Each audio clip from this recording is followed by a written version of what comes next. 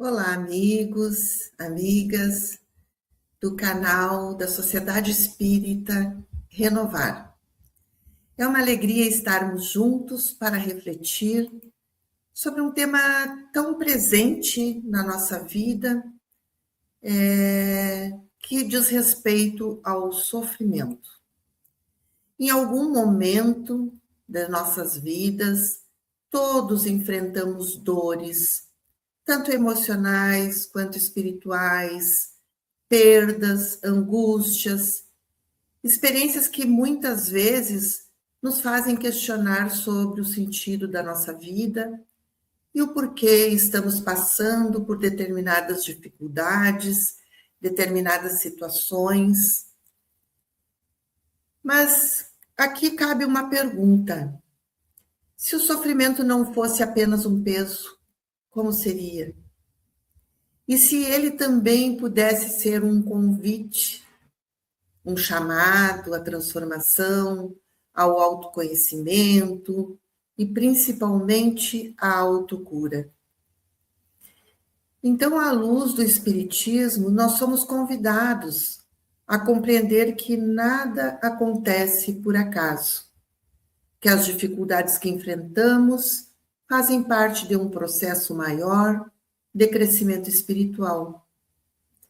E as dores, o sofrimento, não vêm para nos punir, mas para nos educar, para nos fortalecer, para despertar em nós potenciais que muitas vezes a gente desconhece. Então, nesta palestra, do sofrimento à ação, caminhos da autocura à luz do Espiritismo, nós vamos refletir sobre tudo isso, sobre como podemos encontrar uma saída, sair de uma posição de dor, passividade, para uma postura mais ativa diante da vida, diante dos acontecimentos, diante das nossas relações interpessoais. Então, nós vamos hoje pensar juntos sobre como transformar o sofrimento em aprendizado. E esse aprendizado numa ação consciente, sempre para o bem. Porque mais do que entender o sofrimento, o Espiritismo ele nos convida a agir, mas agir com responsabilidade, agir com amor, agir com fé. Então, nós vamos construindo passo a passo o nosso processo de cura. E isso é muito libertador. Então, para iniciarmos, a gente recorre ao capítulo número 5 do Evangelho segundo o Espiritismo, onde tem uma indicação bem interessante para a nossa reflexão de hoje. Neste capítulo, nós somos convidados a refletir sobre o sentido da justiça das aflições. Nele, Kardec explica que o sofrimento não é um castigo injusto, mas sim uma consequência natural de nossas escolhas e de nossas decisões anteriores, ou seja, em vidas passadas ou atuais.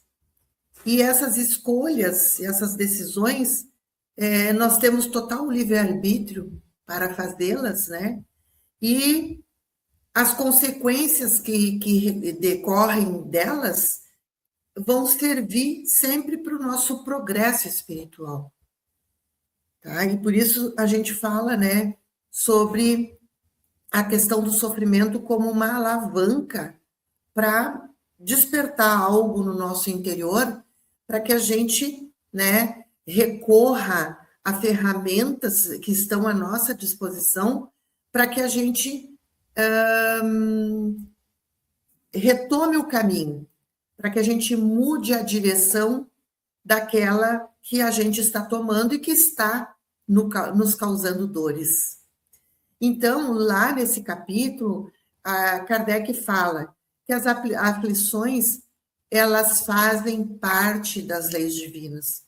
e elas têm um propósito pedagógico, porque não poderia ser diferente disso, porque a gente tem Deus como aquele ser que é justo, que é misericordioso, que é pai, que é amoroso.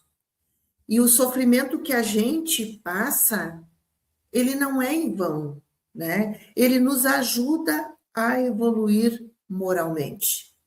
Então, a dor vai nos ensinando, vai nos ajudando a nos purificar, a nos fortalecer. Então, eu convido assim vocês para ter um outro olhar sobre essa dor, sobre esse sofrimento, né? Lá nesse capítulo, ele também ensina que algumas das aflições são resultado direto dos nossos atos nesta vida. Quais são esses atos? Quais são esses sentimentos que nos causam, muitas vezes, consequências dolorosas? A imprudência, né? O egoísmo, o orgulho, a vaidade, né? A inveja, a mentira. Então, todas as nossas ações têm um cunho, tem uma responsabilidade nossa envolvida. Ela envolve uma consequência de sofrimento que fazem parte, né, das nossas decisões. São decisões que a gente toma, são sentimentos que a gente tem e ainda tem muitas dificuldades de transmutá-los, né? E também, eu havia dito agora há pouco, né, que lá nesse capítulo fala das aflições de origem de vidas passadas, né? Ou seja, os nossos erros de existências anteriores, né, vão gerar provas, expiações, resgates nesta vida atual. E Deus, ele é muito misericordioso e muito bom, muito justo, porque ele parcela, né, vamos dizer assim, ele parcela a nossa dívida, porque muitas vezes nós cometemos atrocidades no passado, equívocos, assim, muito graves, mas ele, né, vai parcelando esse resgate, vai parcelando a expiação que a gente tem que fazer, porque senão a gente com certeza não aguentaria nessa existência passar por todas as questões, né, passar por dificuldades oriundas de vivências nossas bastante equivocadas, né? E isso, como dá para perceber, relaciona-se com a ideia da reencarnação, da justiça divina, onde todos nós vamos colher aquilo que a gente plantar. Não é um castigo divino, não é.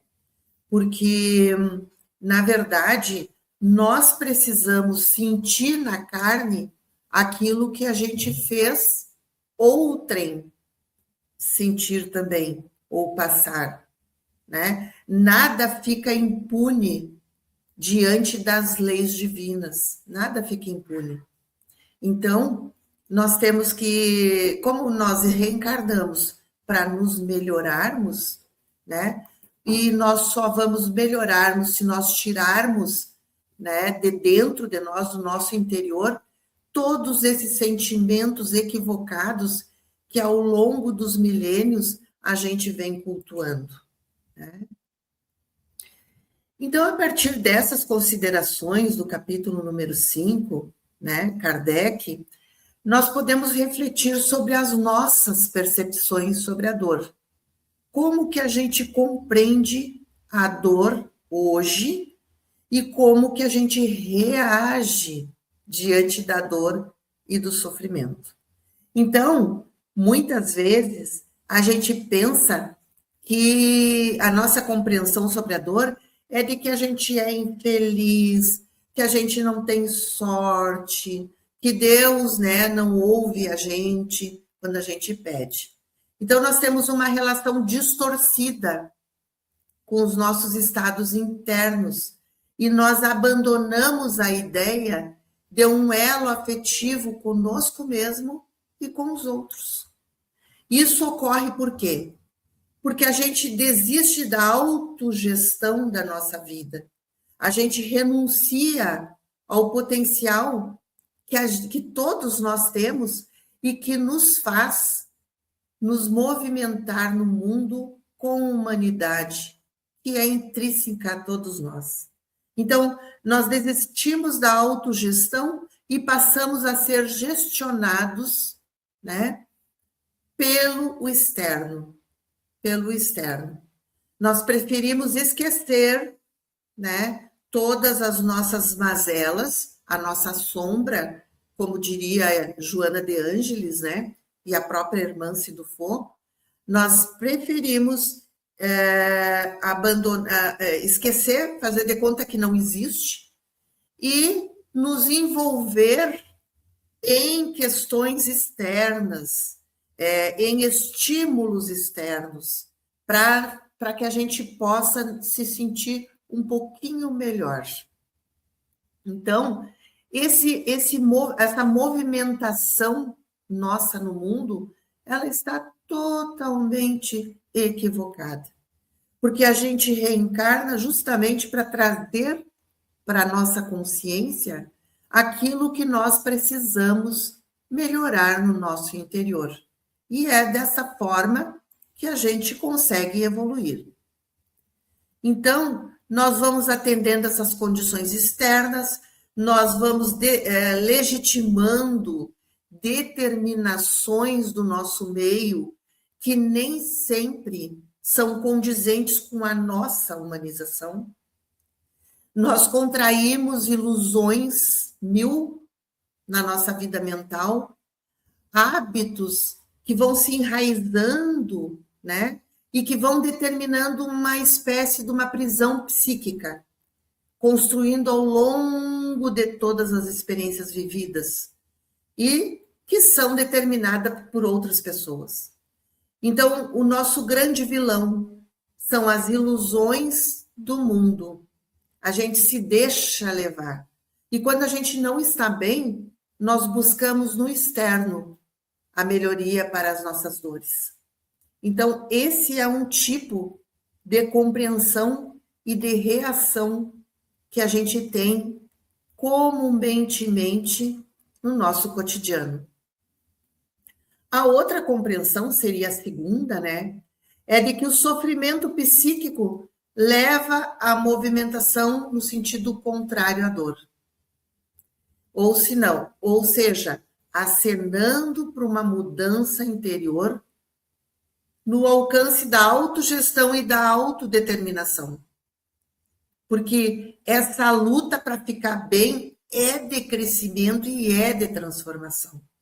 Vejam bem, são dois viés, né? Duas visões do sofrimento bem contrários um do outro, né? Uma provoca a autogestão, a autodeterminação, que vai nos auxiliar a ter o crescimento e a transformação. Porque no momento em que a gente compreende o sofrimento psíquico como uma alavanca para a nossa melhoria interior, nós nos libertamos das ilusões externas e vamos direcionando o nosso fazer, o nosso andar no mundo para uma autogestão, para uma autotransformação, né? E lá no livro Os Mensageiros, que todos nós conhecemos, né? De André Luiz, psicografado pelo Chico Xavier, o Aniceto, que é o coordenador espiritual, né? Ele esclarece a André Luiz. Num determinado trecho, Aniceto diz assim para o André Luiz e para toda aquela galera que estava ali junto com eles, né?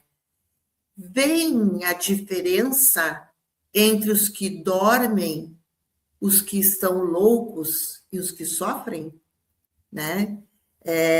E aí ele depois explica, né? E tem algumas explicações, assim, não só dele, mas de outros espíritas que mencionam essa passagem e que é muito interessante. O que Jesus quis dizer, né? Os que dormem. Quem são aqueles que dormem, né? Para ele quis dizer assim que é aqueles que ainda estão buscando soluções e prazeres imediatos para terminar com a sua dor, né? É tipo assim, a dor bate na porta e nem abre e expulsa aquela dor porque quer se livrar imediatamente daquela dor, sem olhar para ela, sem perguntar a ela para que ela veio, a que ela veio.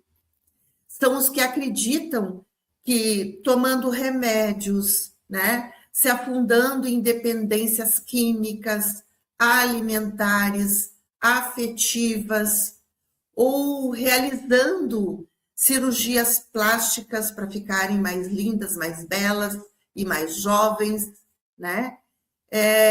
Buscam aí aplacar a sua dor. Esses são aqueles que dormem. E os que são loucos, quem são? Então, os que são loucos são aqueles que estão alheios à realidade, que se revoltam, que se mutilam, se enrijecem diante do mundo, das pessoas, negam o entendimento da vida, têm concepções negativistas, negam Deus, não querem saber de falar sobre a questão da espiritualidade, né? Então, são aquelas pessoas que realmente assumiram um posicionamento de ceticismo. São céticos a tudo e não querem saber de nada e não querem nenhuma explicação. E aí, né, tem os sofredores, né? Os sofredores são aqueles que estão em processo de reajustamento. E aí Jesus diz assim: é necessário reconheçamos que os que gemem e sofrem em qualquer parte estão melhorando. Porque toda lágrima sincera é bendito sintoma de renovação. Porque estamos sujeitos à lei de progresso, que tem premissas. A lei de progresso tem premissas. Nós não vamos progredir aleatoriamente, né? Ou seja, que premissas são essas? O destino do ser humano é evoluir. Todos nós vamos evoluir, queiramos nós ou não. O progresso, assim, é inevitável, né? O terceiro, o livre-arbítrio é essencial. Quer dizer, os espíritos de luz, seja o espírito mais iluminado, eles têm respeito ao nosso livre-arbítrio. Nós estamos a todo momento fazendo escolha, escolha, escolha, escolha, escolha. E as nossas escolhas têm consequências. E aí, o que os seres, né, de luz, os nossos amigos da espiritualidade fazem? Eles lamentam muito, mas eles não podem interferir. É preciso que assim seja, por quê? Porque eles sabem que aquele sofrimento, aquela dor, vai nos auxiliar a ser melhores. Nós vamos crescer com aquela dor. Então, deixa doer. É preciso que doa, né? Por mais que eles lamentem, né? Que eles também se preocupam. A quarta é que as sociedades também evoluem, né? A Terra também vai evoluir. E nós estamos agora aqui, a todo momento, ouvindo que a Terra vai passar para um nível de planeta de regeneração. Que bacana, né? Que legal. Evolui também. Desculpa. Mas para ela evoluir, é preciso que os seres que estão encarnados nela também evoluam e ajudem dessa forma esta evolução, né? Os espíritos, por mais que eles respeitem o nosso livre-arbítrio, eles ajudam também no progresso. Tem alguma ajudinha daqui, dali, quando a gente faz as nossas orações, pede, né, com sinceridade no coração, com disposição para mudar, com disposição para enfrentar, né? Eles dão uma ajuda, com certeza, né? Então, eles nos ajudam e ajudam o progresso também do nosso planeta, né? E a quinta é o sofrimento acelera o progresso. Vejam só, é uma outra visão sobre a dor, é uma outra visão sobre o sofrimento. Ele acelera o progresso. Então, minha gente, aí cabe a pergunta: em qual desses grupos nós estamos inseridos? Nos que dormem, nos loucos ou nos sofredores? Ou nós estamos, né, um pouquinho de cada um, nós estamos, né, colhendo um pouco de cada grupo? O que vocês acham? E qual é o sentido que a gente está dando para a nossa dor? Né? São perguntas assim para nós fazermos lá no nosso silêncio, né? No momento da nossa meditação, da nossa oração. Que sentido a gente está dando para a nossa dor? Né? Há uma mensagem descrita pelo evangelista Marcos que conta, né, que Jesus estava numa casa em Cafarnaum e muitas pessoas se reuniram ali para ouvi-lo pregar. E eram muitas pessoas, encheram a casa. E entre os presentes estavam os fariseus e os doutores da lei, né? E nisso, 4 homens trouxeram um paralítico em uma maca, né? Mas por causa daquela multidão naquela casa, eles não conseguiram entrar pela porta de entrada principal. Então, eles subiram no telhado, abriram uma parte do telhado e baixaram o leito do paralítico até a frente, assim, de Jesus, aonde Jesus estava. E aquele paralítico, ele estava sofrendo muitas dores, né? Tudo que a gente sabe, né? Que uma pessoa que está privada da sua movimentação individual sofre. E Jesus aproveitou aquele momento para deixar um ensinamento para todos que estavam ali. O que Jesus disse para o paralítico? A ti te digo, levanta-te, toma o teu leito e vai para a tua casa. O paralítico ficou, né? Nossa, mas como assim, né? Levanta-te, toma o teu leito e vai para a tua casa. Ele não fez nada. Ele não impôs as mãos, ele não deu remédio nenhum, ele não fez nenhum tipo de exercício. Ele só deu um comando. E para o público que estava ali, e para nós hoje também, né? O que Jesus quis ensinar com a expressão toma o teu leito? Né? Então, toma o teu leito seria uma forma simbólica, né? Como era de costume. Jesus falava sobre de um jeito simbólico para que as pessoas pudessem entender ele naquele momento, né? Então, mas era uma forma simbólica, mas parece tão simples, mas tinha um significado muito profundo, né? Que significado é esse? Toma o teu leito, né? Então, toma o teu leito é uma questão assim, ó, de autossuperação, de responsabilidade individual, né? De cura moral e espiritual. toma o teu leito. Então, toma todas as tuas potencialidades e dificuldades e se responsabiliza por elas. Não espera dos outros, né? E aí também ele diz assim, levanta-te, né? O levanta-te é como que um chamado a despertar espiritualmente, né?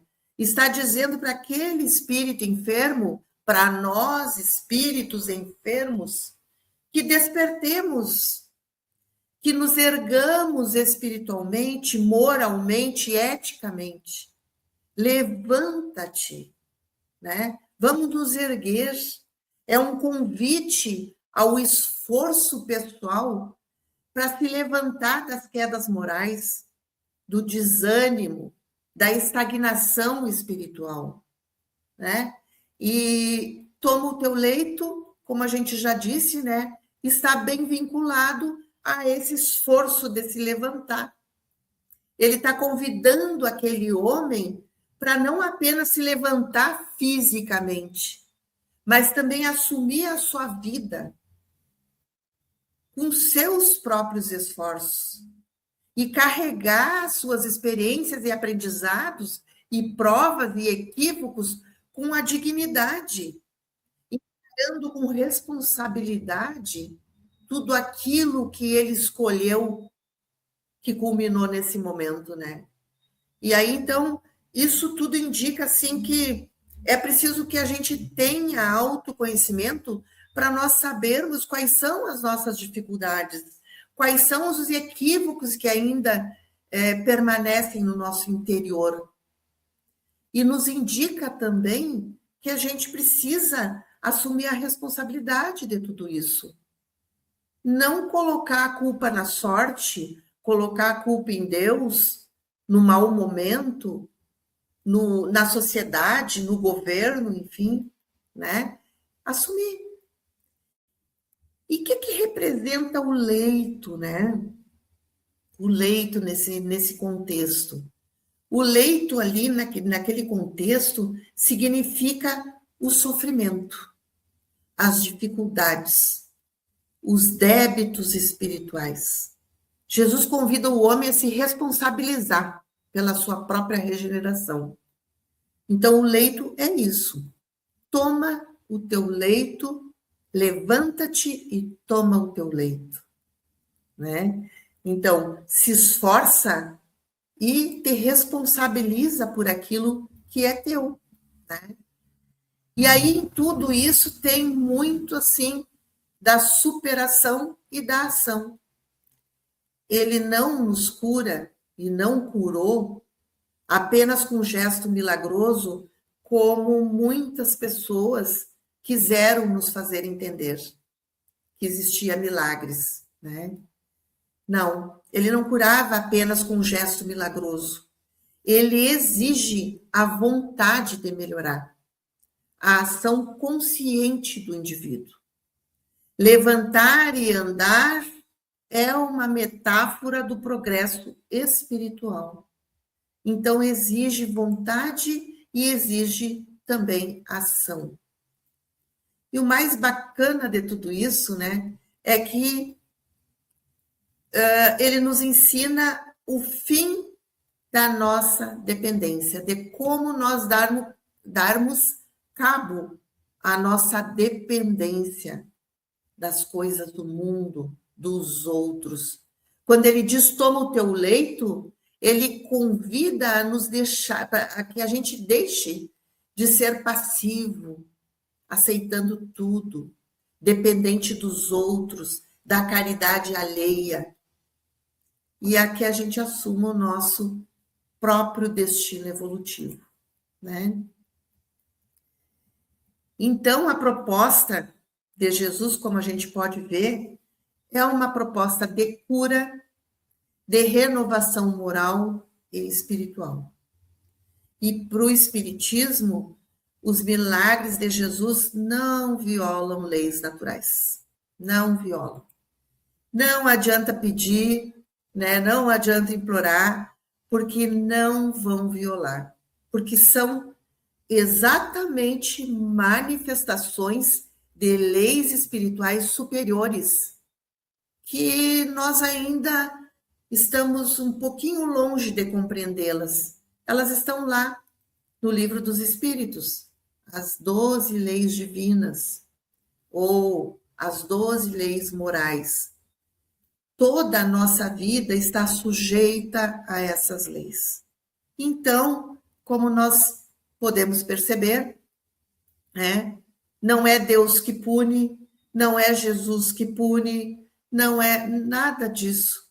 Nós estamos sujeitos a leis e, de acordo com o nosso andar no mundo, essas leis, né, vão fazer com que a gente sofra as consequências dos nossos atos para o nosso próprio bem. Nunca é para o mal, é para o nosso próprio bem. E essa cura do paralítico, ela representa, além de uma libertação física dele, foi uma libertação espiritual também, né? Porque estava intrinsecamente ligada à regeneração moral daquele indivíduo. Porque se aquele indivíduo não tivesse preparado para receber aquela bênção, ele não teria andado, ele não teria conseguido. Por isso que Jesus sempre dizia, né? A tua fé te curou. Né? Mas o que Jesus quis dizer, né? Com vai para a tua casa. Lembra, né? Levanta-te, toma o teu leito e vai para a tua casa. Né? O que ele quis dizer? É a volta, é o retorno ao equilíbrio, à convivência, ao lar, né? Que segundo o Espiritismo, o lar, ele é o local de provas e aprendizado. A gente reencarna com pessoas que ainda é necessário a convivência, necessária a convivência. Então, nós estamos dentro de um núcleo familiar em que as pessoas se ajudam umas às outras, né? Muitas vezes aquele filho, aquele esposo, aquela esposa difícil, né? Porque ela está inserida naquele lar, porque ele necessita de ajuda, necessita de amparo, necessita de amor, de afeto, de diálogo, de compreensão. E nós, né, que não estamos tão equivocados quanto eles, nós ainda precisamos conviver com aquela pessoa para aprendermos a ser melhores, ou para aprender a não ser aquilo que está vendo ali no dia a dia. Né? Então, ou que a gente se colocou, né, à disposição de receber aquele irmão no lar. Então, voltar à casa, naquele momento lá, simboliza retornar ao convívio familiar, renovado, pronto para cumprir seus deveres com dignidade. Renovado por quê? Porque aquele paralítico, ele teve a cura física, mas também ele teve a cura espiritual. Ele estava moralmente, né? Ele estava mais consciente do seu papel no mundo.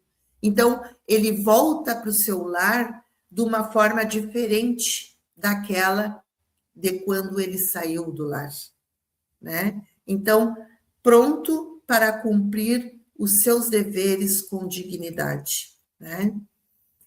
Então, por tudo que a gente está vendo, né, nessas passagens tão lindas, né, do Evangelho, a gente pode ver que o sofrimento, à luz do Espiritismo, ele não é um castigo, está longe de ser um castigo. Ele é, sim, um convite à transformação. E a dor, muitas vezes, é um sinal de que alguma coisa não está bem em nós. Alguma coisa precisa ser melhorada. Então, a gente começa a ver que a nossa responsabilidade nesse sentido, ela é muito forte. Ela precisa de uma atenção maior, né? Sofrer, nesse caso, ela, principalmente, né, é o primeiro passo para a gente despertar, né? Porque quando tudo vai bem, né, a gente tende a permanecer na zona de conforto, a gente se prende a ilusões da matéria, né? Mas daí vem o sofrimento e nos coloca frente a frente com a nossa realidade espiritual. E vai nos chamando, né, nos convocando a uma reforma íntima. Vai nos convocando ao autoconhecimento. Jesus dizia, né, bem-aventurados os que choram, porque serão consolados. Então, né, a responsabilidade pela transformação, ela é toda nossa. Nós somos artífices do nosso destino. E como é bom a gente saber disso, né? Porque daí a gente arremanga as mangas e parte para o trabalho, e parte para essa renovação, para essa transformação. Porque a partir do momento em que eu reconheço que o meu sofrimento pode ser um reflexo de desequilíbrios meus internos, eu passo da condição de vítima e começo a ser protagonista da minha vida. Eu começo a atuar de forma positiva. Eu começo a ter responsabilidade pelas minhas escolhas, né? Então, como a gente pode ver, essa autocura, ela não é uma mágica, ela não é um milagre de Jesus ou de quem quer que seja, ela é ação. Ela é um movimento consciente de busca por melhores pensamentos, por melhores hábitos, atitudes, crenças, sentimentos. E isso tudo inclui perdão, inclui caridade, benevolência, a vigilância interior, a prece, que são aspectos que nos auxiliam a caminhar melhor, de forma mais liberta desses estímulos e dessas promessas, né? Que a gente vê a todo momento por aí, a promessa de felicidade, promessa de beleza, promessa de juventude. E a gente sabe que isso tudo são narrativas, né? Que são que tem como a intenção de só se promover, arrancar dinheiro das pessoas, né? De vender, né? Então a gente deixa de esperar que esse externo vá nos salvar, né? E a verdadeira mudança exige esse esforço pessoal. E esse esforço, ele tem algumas etapas necessárias, né? Nós precisamos ter conhecimento. O conhecimento, ele é maravilhoso, porque ele nos ajuda a estruturar a nossa mente, abre o nosso campo de reflexão, nos dá mais consciência das coisas que estão acontecendo no externo e dentro de nós. A outra etapa, a partir do conhecimento, do autoconhecimento, é reformar-se moralmente, né?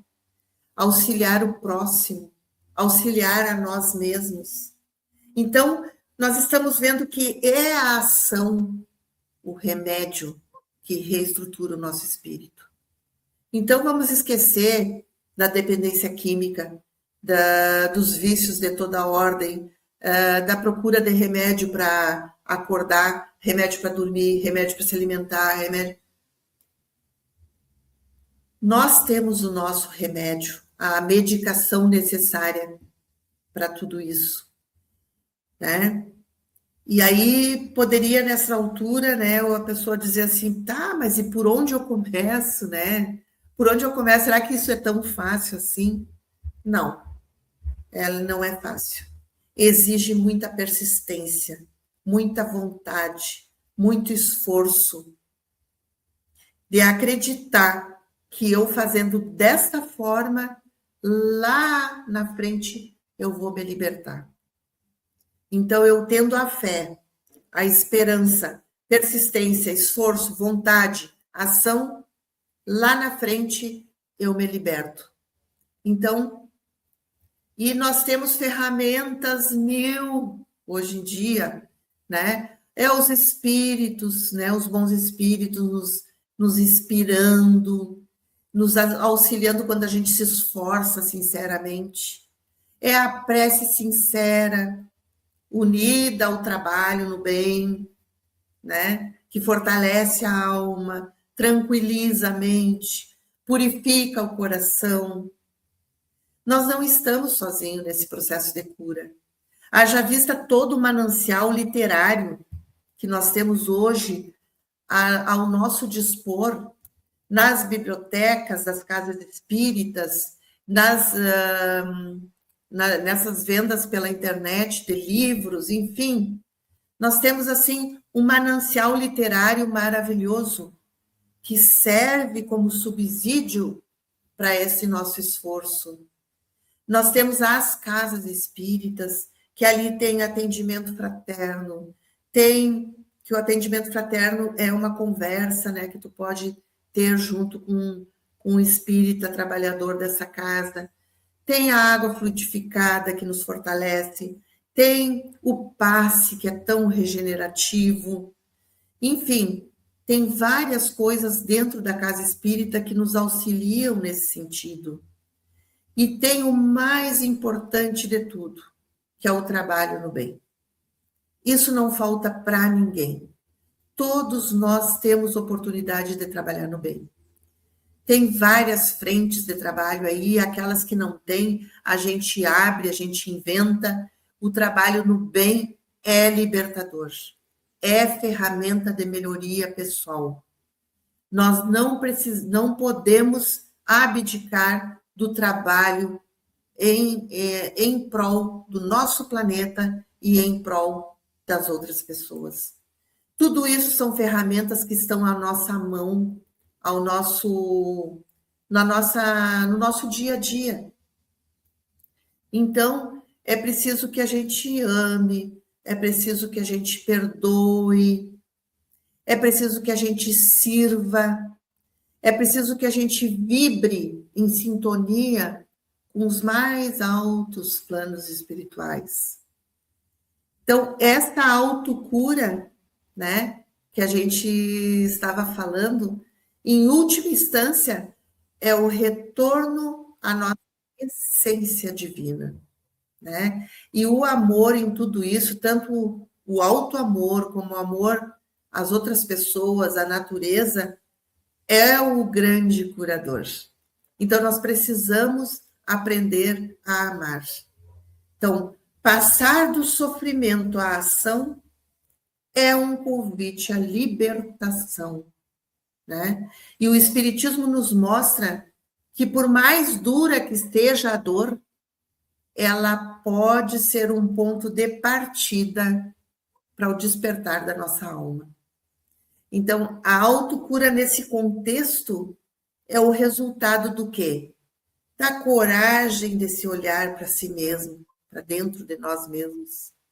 É agir com fé e também caminhar sempre com o coração aberto ao bem. Então, pessoal, nós chegamos ao final da nossa live de hoje e também muito emocionados, né? Por tudo que tem nos chegado diariamente como ferramentas para esta autocura.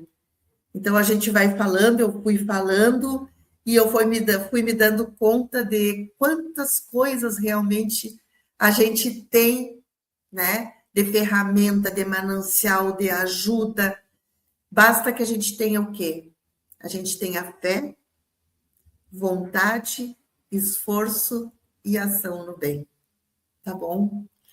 Muito obrigada pela atenção de todos. Estaremos aqui nesse espaço na quinta-feira da semana que vem, novamente.